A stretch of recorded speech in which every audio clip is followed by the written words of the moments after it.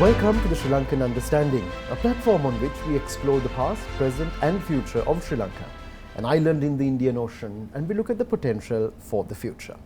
Our topic for discussion today is the reforms that are required to reset Sri Lanka from an economic perspective. To discuss this, we've invited Shiran Fernando, the Chief Economist at the Ceylon Chamber of Commerce. He has a Bachelor's in Economics and Finance from the University of London, a Postgraduate Diploma in International Relations, and an Executive MBA from the Postgraduate Institute of Management. Shiran, thank you so much for joining us on the program today. Thank you, George, for having me, and it's a pleasure to be here. Shiran, when we talk about reform, when we talk about economic reform, we've been talking about resetting this country on many occasions in the past as well. If we look at that particular period, what are some of the major reforms that we've done in the past? Sure. So I think since 1948, since independence, we've had several periods of reform in different areas. But I think I would start by saying the to 1977 reforms, where we opened up the economy. I think that was a crucial step, and that's kind of a lot of the comparisons are made pre-opening up and post-opening up. And that period was trying to make Sri Lanka's economy more outward oriented, because historically, even prior to 1948, we were known as a trading country. But then we kind of went more inward, trying to see whether we can domestically produce goods, sell goods, things like that, and really almost cut ourselves out of the exporting, trading side of it. Post 1977, we went the other way, we opened up. So that was a big process in it. Also during the 70s, I think when we think of public sector, the public sector reform period as well, I think prior to maybe even the 70s and prior to that, we had a very strong public sector service, which a lot of people really aspired to join, had great standards, I think continuing from possibly the British period as well, and some of those were, I think, unraveled with the constitution that came in post that. So those were kind of from a macro point of view, if you look at it. But if you look at some of the other reforms related to state-owned enterprises, things like that, and even capital market, which kind of is important to be able to get our entrepreneurs to be able to raise capital or raise debt, and for even the public to come into and be able to have another form of income. All of that, I think a lot of those reforms were in the late 80s or early 90s. And we did a lot of state-owned enterprise reform, because I think a lot of people are familiar with the fact that it was so difficult those days to get a mobile connection or telephone connections, to be more precise. And we saw a lot of the reform at that point, opening it up from one player, and that kind of enabled other players to come in, and then it became more accessible, costs came down, things like that. So I think that was one of the key reforms, and then different things in terms of public-private partnerships came in during the mid-90s and early 2000s as well. So I think we've had periods of these reforms. If you look at trade reform, we've not really, beyond opening up in 1977, we've not really done too much post that. Maybe the early 2000s, we did free trade agreements, mainly with India in early 2000s, and then later on with Pakistan. And then in 2017, 2018, we went with Singapore. So those were kind of a more of a market access kind of a trade reform that we did. So broadly, I would say those are some of the key things that I could recollect. Mm-hmm. Because if we look at the 1970s, you brought up the 1970s, we saw a planned economy, we saw 5-year plans, a very socialist policy that was introduced there, and they had certain economic targets, financial objectives there. And we had a budget surplus. It was tough. It was a really tough time, but there was a budget surplus there. So they saw some kind of result. But of course, in a democracy, it's very hard to force such a policy on people. But post-77, in terms of that major reform from an economic point of view, have we seen actual change? You mentioned the industry, the mobile industry, telecommunication industry. Yes, that has changed. But across the board, do you think we have seen change in a positive way? I think we've not seen the desired change to its full extent. So if you look at what opening up meant in particular for an industry like the apparel industry, it was a big change, because with the opening up and also the program to, I think, have 200 factories all over the country, it really opened up that sector, and now you're seeing that sector being a 5 billion plus strong export industry. Plus, they're able to cater to top class brands. They're able to design at a high class level and produce at a high class level. And these firms are not only in Sri Lanka now. These firms were groomed in the 80s, 90s, and now have their footprint in different parts of Asia, have footprints in Africa even, and some of them are even much more closer to the brands in the US as well. So I think that is probably one of the key success stories. But we've not really gone too far in terms of maybe some of our other industries, because a lot of them are pretty much relying on what the country is known for, what that industry is known for, and still trying to continue on from that. So we've not value added in that sense. I think one of the key things that we didn't really embark on, and we haven't done too much, is on the labor side, on labor reform.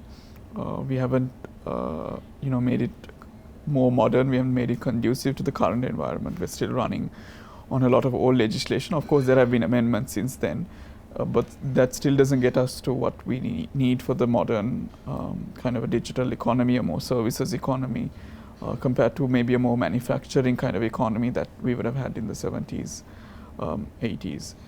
And I think from a macro point of view, what has been really missing is having more independence for institutions like the central bank, for our Ministry of Finance to be really empowered to take up decisions, as you said, which are 5 to 10 years long, not thinking of the next election or the electoral cycle, or when the economic growth is down, to spur something for the moment and then let's relieve the consequences later, which unfortunately we have done. And as a result of that, we've always ended up going to the IMF to get us out of trouble. So I think it's particularly important, in particular now, and I think we'll get into that as well, that these institutions are reformed further, so that macro stability is there, and we don't have a changing target always. And I think if you look at a lot of the other countries similarly, because if you look at exports to GDP, things like that, Sri Lanka was very comparable to a lot of countries from the 50s, 60s, 70s to a lot of the East Asian countries, the likes of Singapore to even South Korea. A lot of these, we were on the same footing. But where they did get it right was they did all of these reforms together, and they had these 5 to 10 year plans, and they stuck to it. Of course, there were maybe changes here and there, but that gave the confidence for the private sector, gave the confidence for investors to come in and say, okay, things are, maybe the governments will come and go, but we know the playing field. That's a very important point you're bringing us to in terms of looking at the current, looking at where we are right now, and the fact that we need to be mindful that we don't introduce policies just targeting the next election, which is something that we are doing over and over again. It's just a small plaster that is put over a very big wound just to tide over a short period, but the long-term impact is something that we're probably not understanding or comprehending at all. When we come back on the next segment, we're going to be looking at where we are right now, what has brought us to this situation, and what we are doing right now and how effective it is, when we return on the next segment of the Shiran Understanding.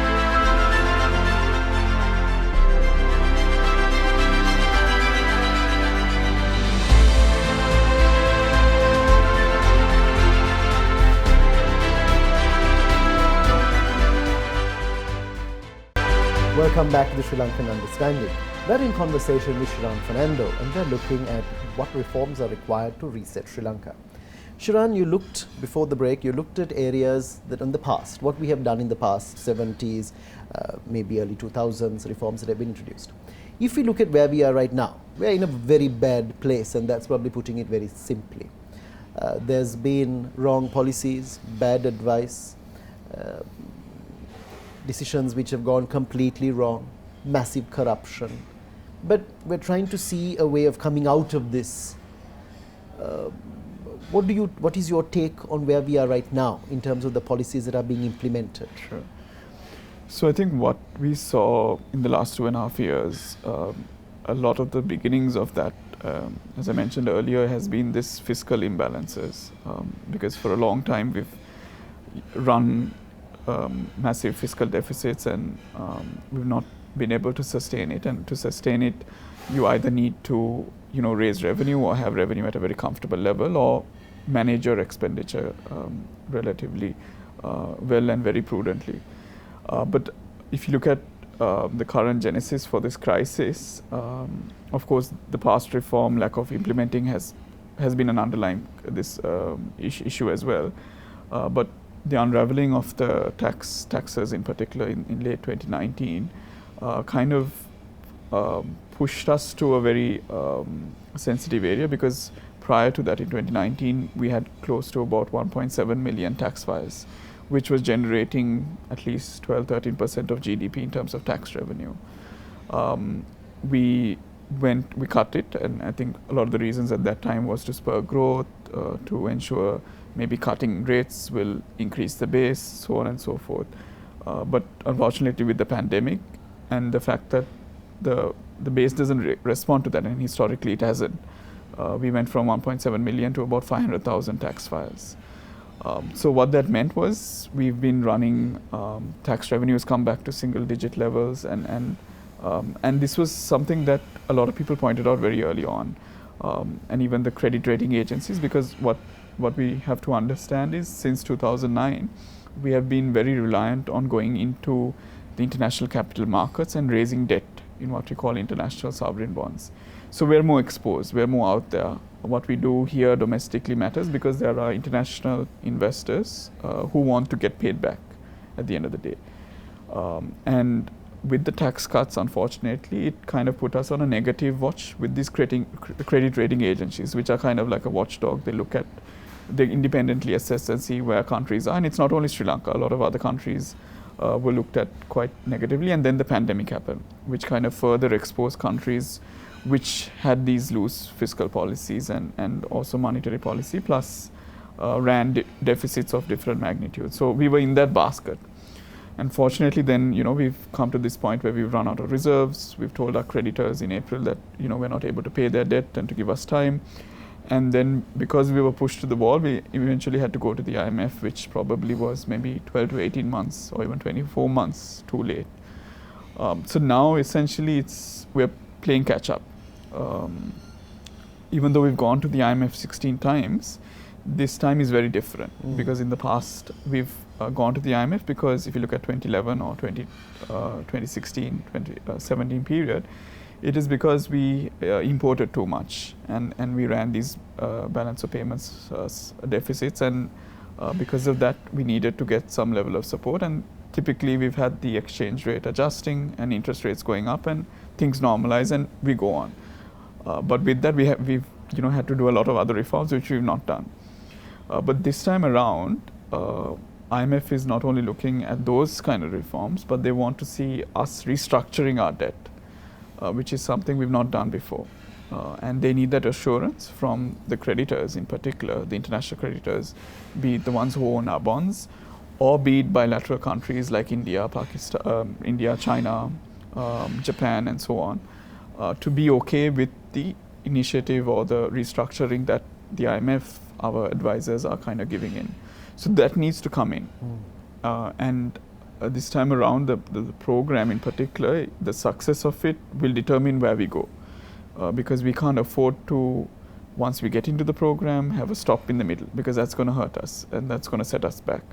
We have to see through it, and of course there will be different obstacles, different targets put in as well. But we've done some of the initial work. I think raising the tax rates, that's a difficult thing to do. It's difficult for corporates and consumers and the public who have had to face higher cost of living. They're not seeing their incomes going up as that much. So the people have had to tighten their belts in a sense. And the tax rates, the idea with that is to get tax rates back to double-digit level and get us back to a primary surplus, which we saw in the previous IMF program.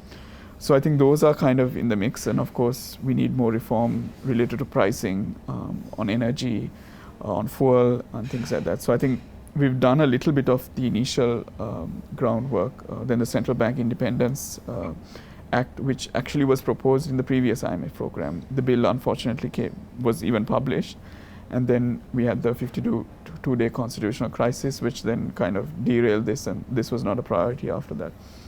So some of those things may need to be initiated, and so this is where I guess we lose track at some point, Shiran. We start off, and that is where even organizations like the IMF are really concerned as to how to go about implementing it, because they are concerned that someone's going to come somewhere down the line and say, no, we're going to change the policy, we're going to do something else, and we're going to default as we did in April this year.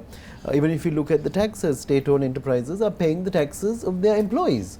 Now, I don't know whether this happens overseas, I'm not aware of that, but this is a rather unique situation that we are facing. And when we look overall at where we are in terms of the COVID, the financial issues, other countries also faced COVID.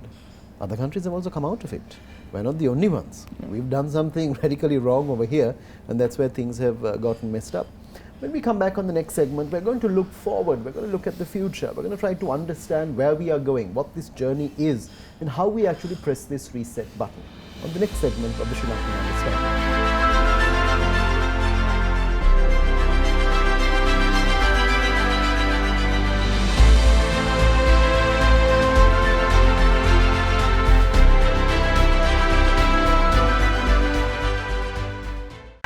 Welcome back to the Sri Lankan Understanding.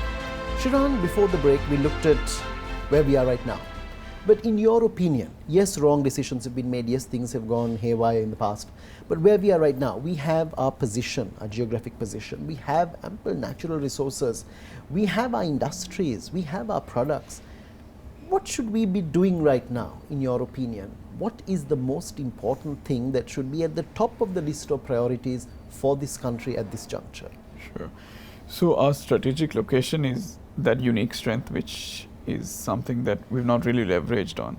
Unfortunately, because we've not been very strategic, it's now coming back to bite us, and you're seeing the geopolitical different interests coming in, and we're not leveraging on it. Others are using our geographic Correct. Positioning. Correct. But interestingly, at this point in time, because of where debt restructuring is at as well, there is a lot of these geopolitical linkages coming in as well. So I think right now we have to use that very strategically to be able to get the necessary concession, or to get that buy-in from our bilateral countries, and then of course go to the IMF and get this loan. But beyond that, I think there is a lot of, especially if you look at on the trade side, Sri Lanka is probably the only country in South Asia that speaks to all the countries. If you look at the other countries, there's some problem or another, either culturally or historically or different ways. And we have to really leverage that, because a lot of trade happens through trading blocks. If you look at Europe, a lot of the countries that are landlocked really depend on trade with each other. If you look at the ASEAN region as well, there is a lot of intra-trade that takes place. But unfortunately, the South Asian region is very limited. So that's where Sri Lanka needs to, be able to push back, and especially even re-looking at our Indian FTA to see where things have gone wrong, to see maybe there are issues at the border, issues when exporting, issues related to standards in terms of accepting the quality of our goods, because there is a lot of testing that even happens here, but unfortunately maybe those are not recognized. So what can we do better about it? And then really see how we can link up, because India is, particularly India, is now seen as a emerging hub and a second point of manufacturing for countries that are maybe looking at reducing their geographical risk from the ASEAN region and maybe trying to come more into South Asia. And South Asia is going to be the hub. I think it's according to the World Economic Forum and so many others, they're going to be maybe the second fastest growing trade region, and that's going to be surrounded by India in particular. So I think there's a lot more we can do and really leverage and be very smart about it, and not think of very short-term decisions which then have other geopolitical interests. So while we do that, I think there are other countries as well. Especially now you see a lot of Sri Lankan firms going to Africa, be it apparel or be it power and energy. So there's a lot of linkages that are now being built. And that is also something we can pitch in particular to East Asian economies who maybe geographically it's a bit too of a stretch, but maybe some of those services could be done through Sri Lanka, for example. So I think those are really emerging opportunities, because Africa is also seeing a wave of growth. Not all countries, but there are a lot of bright spots within it. A lot of firms in Sri Lanka are excited about it, particularly in terms of diversifying their exports as well. So I think that's there. And of course, we can't forget where we came from, which is a lot of our exports going to the US, EU, and a lot of these traditional markets. So there as well, I think there's a lot more we can do, in particular on the sustainability side. The EU has a very aggressive agenda. I wouldn't say aggressive, but an agenda which is putting climate at the very top.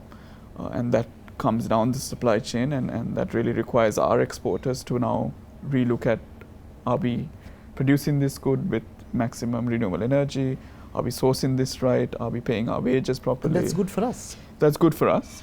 And I think there, in itself, we can probably take that first advantage more, because from sectors like apparel and tea and others are moving in that direction in a very fast way. Even IT is moving on the ESG side very fast as well. So I think these trends, global trends, kind of keep Sri Lanka still very relevant.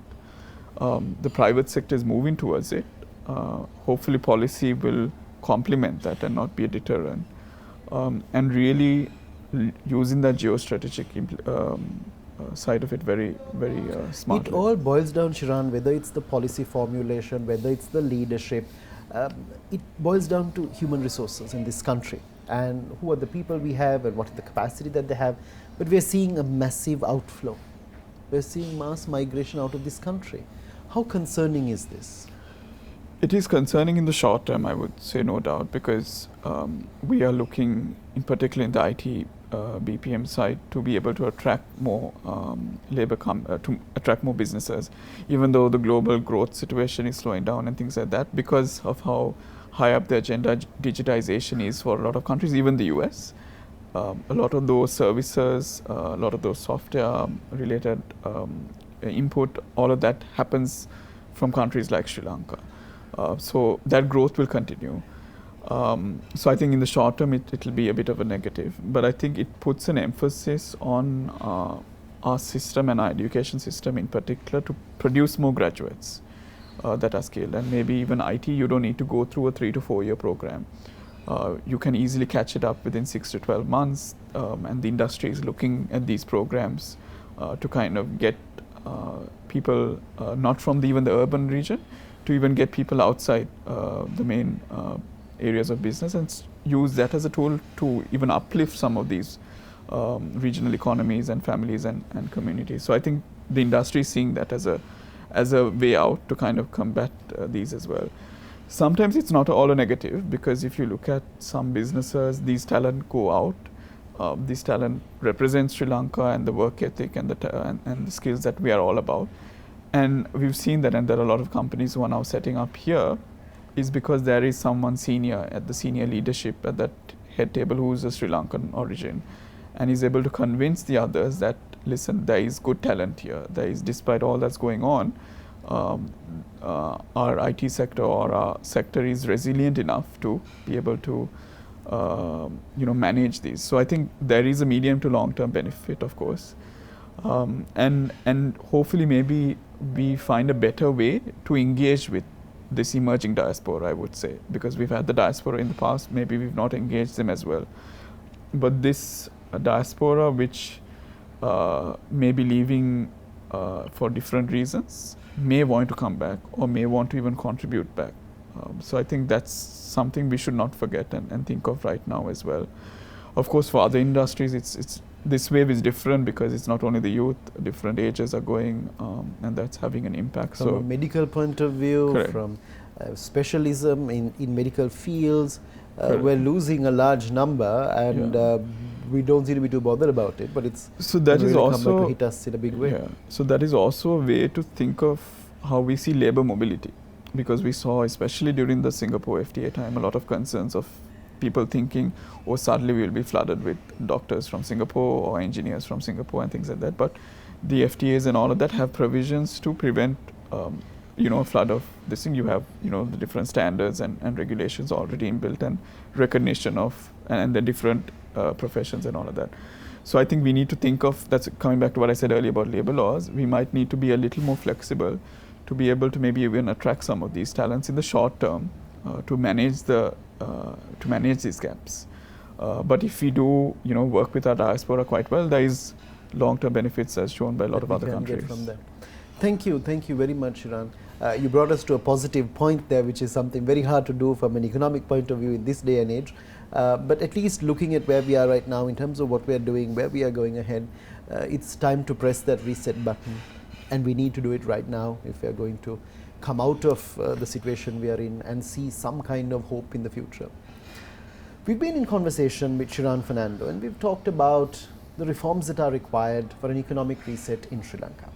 Join us again next time when we look at another different aspect of this country, its potential as we go into the future.